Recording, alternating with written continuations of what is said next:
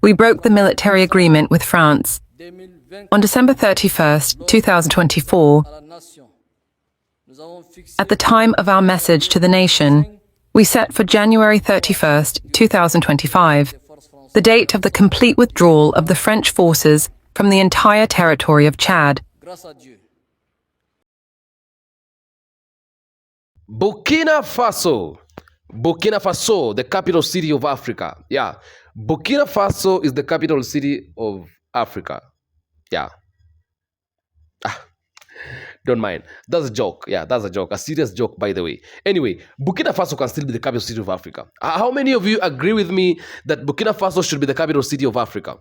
Because personally, I think Burkina Faso has all that it takes to become the capital city of Africa. Now, Africa should be one continent without boundaries. We live like one. We're using one currency, and we're using one military, and then we're having the capital city of Africa in Burkina Faso. Burkina Faso has reached the thresholds of becoming the capital city of Africa. Listen, Africa, when Africa becomes a one continent with one military and one currency and everything one, like one people, no boundaries, the state house of Africa should be built in Burkina Faso, and then the president of Africa and the king of Africa becomes Ibrahim TRAORE. Without what is it? What is it called? Okay, fine. I forgot the word. Now, let's continue. Now, Burkina Faso, the capital city of Africa. That's how it's supposed to be. That's how it's supposed to be. Now, me and you, those who carried up their hands, I hope that some people carried up their hands. Yeah, me and you, those who carried up your hands, we have agreed that the Burkina Faso will become the capital city of Africa once Africa becomes one, using one currency and all that. Yeah. Ibrahim Traore has proved to us that he can be a leader. And, the funny thing is, the story of today, I want to laugh to some people because I know at the end of the day, when all this comes to an end, all of them will have joined Ibrahim Traore. Because some people were saying, like, Ibrahim Traore and Burkina Faso, they're not doing well because they had they took over the government. The coup d'etat happened in Burkina Faso, and people were like, you're not supposed to be doing like Burkina Faso. You're not supposed to do like how Ibrahim Traore did because it's dangerous and it can bring a lot of trouble. We are already in trouble, and I don't know which kind of trouble you're talking about because we're already in trouble and you're already suffering. So, trouble, no trouble, is still the same thing. Countries that are democratic out here, they're still going through difficulties and predicaments and problems all over, all around. They're suffering themselves, and we are the same. Like we and Burkina Faso. You see, Burkina Faso is even more better than many other countries in Africa because we are claiming that we are democratic countries, but we are suffering under that democracy. We are suffering under the same democracy that people are talking about, people are singing about it, and it's something that is something that is frustrating and irritating at all. Okay? So even Ibrahim Traore decided, if that's the kind of democracy you're talking about, then I'm out of democracy. I don't want to talk about democracy. I don't want to follow democracy. But democracy or not democracy, the question should be, are you helping your people? Because you cannot be living under democracy and yet people are suffering. So it's nothing. Okay? So these same countries that have been complaining over and over again, I know that time comes that all of you are going to join Ibrahim Traore, whether you like it or not. Because the tune in Africa is turning around and the tune in Africa is changing. People want to see changes. Okay? People don't want to live like the way you think. People want to live better. Like people want to live better. Okay? People don't want to continue living the kind of life you're forcing them into. You're stealing from them, you're killing them. Police brutality and abductions in Kenya. Mr. Kasongo is abducting people aimlessly anyhow. When you complain about the government, you get abducted. Okay, so people who don't want to live that kind of life. Tinubu, sleeping in government. You don't know, like you don't know what you're doing. Just sleeping around. You're supposed to be a leader. You're supposed to be leading people. You're sleeping in government. What was that? That's not the kind of leadership that people want anymore. People want a new leaders who are responsible and who are competent. That's the kind of leaders that people want. So people have been like saying whatever they want to say on Ibrahim Traore. Oh, he is not on the constitution, like he's not a democratic person. He doesn't want democracy to happen in Burkina Faso. Even some politicians from Burkina Faso, okay? People have been accusing him of being undemocratic. I mean, sincerely, what kind of democracy are you talking about? Let's leave it. One thing I know, that at the end of the day, all of you will change and follow Ibrahim Traore, because Ibrahim Traore is actually having people's interest, and he's doing what people want. And that is why even when he wanted to leave now the government for the elections to take place, people said, no, we want you as a leader. They went to the street. They bumped the street. They were like, no, we cannot be led by anybody else unless it's you, because you are doing what we want. This man is a lion, you know. He's just a lion. He rose, you see. He rose like a lion, and he's just... That's Ibrahim Traore. He rose like a lion. Everybody loves him. Like, how can you not love Ibrahim Traore? And that is why people have seen now the government of Burkina Faso working without France. You see? Listen, former president of Kenya, Uhuru Kenyatta, said that Kenya needs, that Africa needs to start depending on itself. I think that's true. Okay? And Traore said, it is not a must we get help from the foreign countries, from the oppressors. In fact, at the end of the day, there's no kind of help they're giving us. They're just brainwashing our minds, lying to us, okay, that they're giving us help. And at the end of the day, there's no help they're giving us. In fact, they're taking a lot of things from us. They're stealing from us, and we don't need that help again. Okay? So Ibrahim Traore said Africa can work out without these people, and he had to take them away. He had to tell France, now, you know what? You guys have to leave my country, and I don't wanna see you in my country. You just have to go, because you cannot continue staying in my country, because I don't need you guys. I want to be myself. I want to lead my people the best way I know how. Okay? And so they had to leave, and people were like, oh, you know, you have told this people, you have asked this people out of your country, you're gonna suffer. Now, who's laughing now? Ibrahim Traore is laughing now. Why is he laughing now? He's laughing now because now African countries have started now joining Ibrahim Traore. They're now joining by chasing away the white men, by taking the oppressors out of their countries. Okay? Chad's president has done it again. He has asked them to get out of that country because he doesn't want to see them. He wants to live like him. He wants to live under his own controls, his own under rules and regulations, not any other person's. So he has broken the contract that he had with France, the military contracts and everything. And now they've wind up, they're now leaving Chad, they're gone to their country.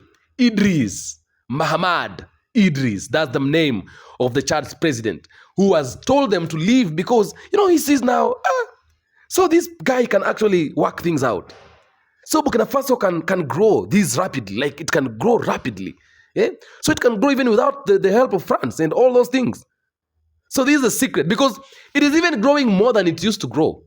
Really, it's even growing more than it used to grow. Congratulations to Ibrahim Traore.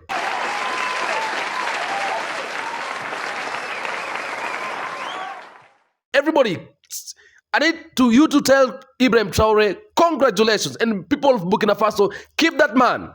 Because if you leave that man, we're going to take him to our countries and you're going to suffer. Because if we can actually capture a man like Ibrahim Traore, or we get a twin of... No, he doesn't have a twin. Anyway, fine. If you can be able to capture Ibrahim Traore, then we are good. So if you don't take care of that man, we're going to take him and we're going to bring him to our country. Yeah, that's what we're going to do. Because we need leaders like Ibrahim Traore. No, that's a joke. We cannot do that. It's not impossible. It's hard. Yeah, it's hard. We just need to make our own Ibrahim Traore, but it's very difficult to make him because it's a rare species. Ibrahim Traore is a rare species. It's a species that it's rare. It's rare. So, congratulations to Ibrahim Traore for doing that. He took away France. He has been doing things on himself. He's paying the loans. He is making people happy. He's taking care of the poor. He is taking children to school. He's building schools. He's building hospitals, taking care of the sick and patients. Okay? He's walking around. He's building factories. He is implementing things. Okay? He's manufacturing golds into now final use. He's making cars. That guy is doing a lot of things, man. I wish you people need to see what this guy is doing. And now other countries, I think France is running bankrupt. I'm telling you that for a fact. France is running bankrupt. You know why? Senegal has slept off from its hand. Ivory Coast slept off from its hand. Mali slept off from its hand. Niger slept off. Burkina Faso, the capital city of Africa. I said it again and again. You can do whatever you want. Burkina Faso under Ibrahim Traore is the capital city of Africa. It slept off from his hand. And now Chad has also slept off from its hand. It's running bankrupt. This is now the time that you will know that Africa is holding the world. Africa is building the world. Without Africa, we can never have a world. We can never have people these people are existing because of Africa. Now, when African countries are beginning to leave, to ask them out of Africa, now they're going to start struggling like we are struggling, because they can even find themselves struggling more than we are struggling. Congratulations to Burkina Faso, because the impact you've brought to Africa is a great impact. It's a good impact. It's a big impact. And claps to you, Ibrahim Traore, together with Burkina Faso. You need claps, man. You guys need claps. You are so good people. Together with Abdurrahmani and Chiani, who decided to follow him. Now, Ibrahim Traore is now getting disciples. Now we are having Chad, we are having Senegal, we are having Ivory Coast, we are having Chad and Niger. We are also having what? And many other countries that are coming. Kenya is next. Once we've taken Kasongo away, we are going to be part of Ibrahim Traore. We are praying for that, because we all want to follow the footsteps of Ibrahim Traore, the King of Africa. I want to listen to what the president of Chad said as he was asking out of Chad, the France military men, asking them and breaking the contract, ending the contract, and asking them out of Burkina, out of Chad. And now Chad is going to be like Burkina Faso that asked France out of its territories. Take a look. Distinguished guests, dear compatriots, this January 31st, 2025, marks the definitive and complete withdrawal of the French forces stationed in Chad. It is, in a nutshell, a new sunrise in the sky of a Chad that is entirely sovereign and resolute in assuming its destiny. On November 28, 2023, on the 66th anniversary of the proclamation of the Republic of Chad, we broke the military agreement with France. On December 31st, 2024, at the time of our message to the nation, we set for January 31st, 2025, the date of the complete withdrawal of the French forces from the entire territory of Chad.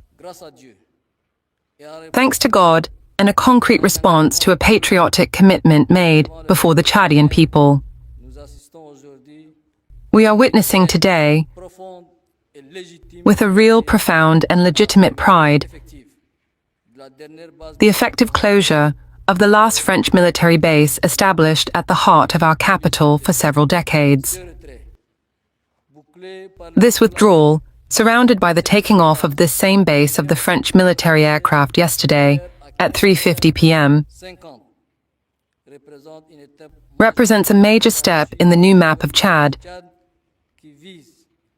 which aims to rethink bilateral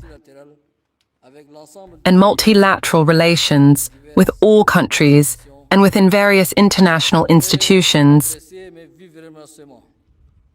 I would like to express my deepest gratitude to the members of the Commission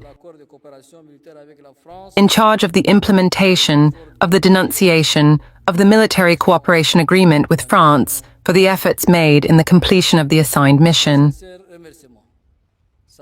My sincere thanks also go out to the French party for promptly collaborating in the calm, respect and serenity in the implementation of this decision, according to our will and within the agreed time.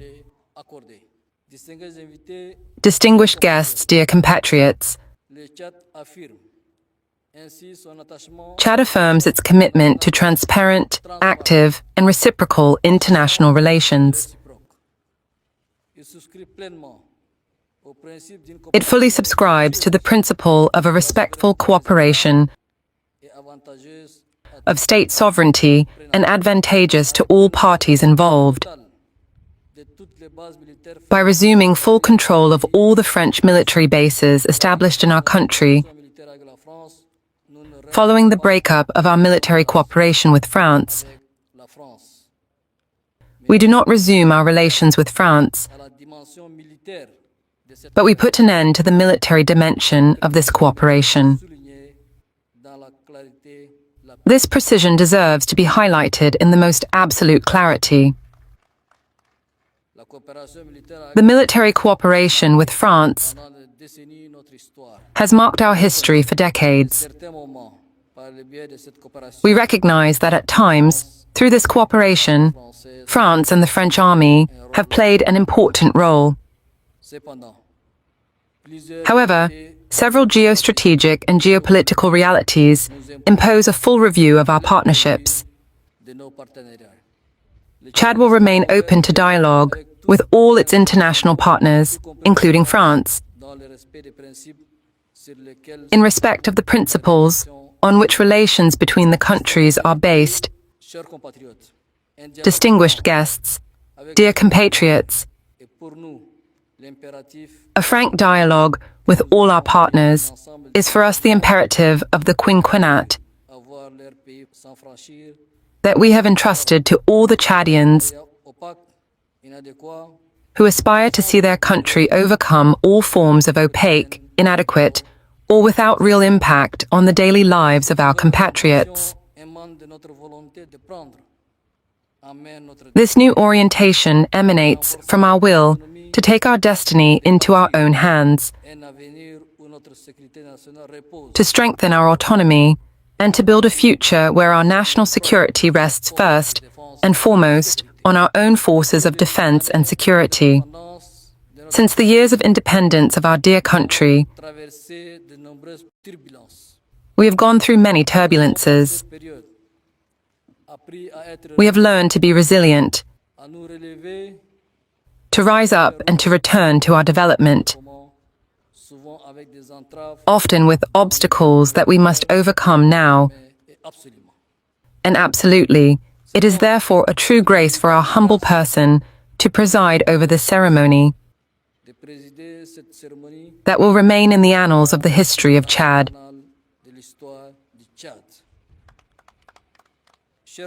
Dear compatriots, we must count on the bravery and professionalism of our forces of defense and security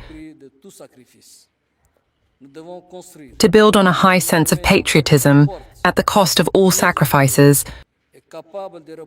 We must build an even stronger army, better equipped and capable of responding to the permanent security threats of our time, with full efficiency and independence. We must forge new alliances based on mutual respect and without losing sight of the demands of independence and sovereignty. This is the kind of cooperation that I dream of for the refounded Chad. It is the place for me, as Supreme Commander of the Armed Forces, to pay a vibrant tribute to our forces of defense and security, to all these men and women who every day ensure the protection of our country at the cost of their lives. You are the actors of our stability and our independence.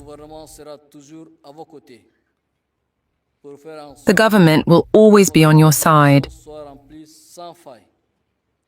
to ensure that your noble mission is fulfilled without failure. I commit myself, and I will personally live with the help of God, distinguished guests. Dear compatriots, the sovereignty for which we work in Chad is much more than a vague notion. It is the expression on a daily basis of our collective freedom. of our ability to decide our future, to protect our values and to defend our interests. It must embody our common will to exist as an autonomous entity, to determine our own laws, to choose our alliances, and to trace our own path in a world in constant mutation. It must be said that sovereignty has never been a gift. It is a conquest, the fruit of struggle, sacrifice, and constant commitment. Our ancestors fought to give us this freedom so that we can live in an independent, proud, and respected nation. Today, it is our responsibility to preserve this heritage and to pass it on to future generations. However, sovereignty does not mean isolation. In an interconnected world, where challenges cross borders, whether it is climate change, economic crises, or secret threats, sovereignty must be articulated with cooperation. To be sovereign means to have the ability to dialogue equally with other nations, to actively participate in important decisions while preserving our identity and our interests. That is why today, more than ever, we must be vigilant. We must strengthen our institutions, defend our interests, protect our economy, preserve our culture, and invest in our education. We must be proud of our history while being open to progress and innovation. Sovereignty is also the ability to adapt, to evolve, without ever losing the lives we are. Also, sovereignty is not limited to the state or the government. It rests on each of us. It is nourished by our civic commitment, by our willingness to participate in democratic life, to defend our rights, and to assume our responsibilities. A sovereign nation is a united nation, aware of its strength and determined to preserve its future. I will not leave my fellow countrymen and young people aside. It is now or never that our generation must rise up for our country. We must go together, build together, speak the language of refounding and harmonious development. Our differences in political sensibilities and opinions on the country's management must not offer a fertile ground to the enemies of our nation. We must put Chad, its independence, its right to self-determination, its territorial integrity, and its international sovereignty above all consideration. This country is great and rich. We have all the possibilities and the potential to make it even greater. Stand up and get to work. Your freedom will be born from your courage. Look up. The future is yours. Long live the sovereignty of Chad. Long live the National Army of Chad. Long live the refounded and strong Chad. May God bless you. Thank you.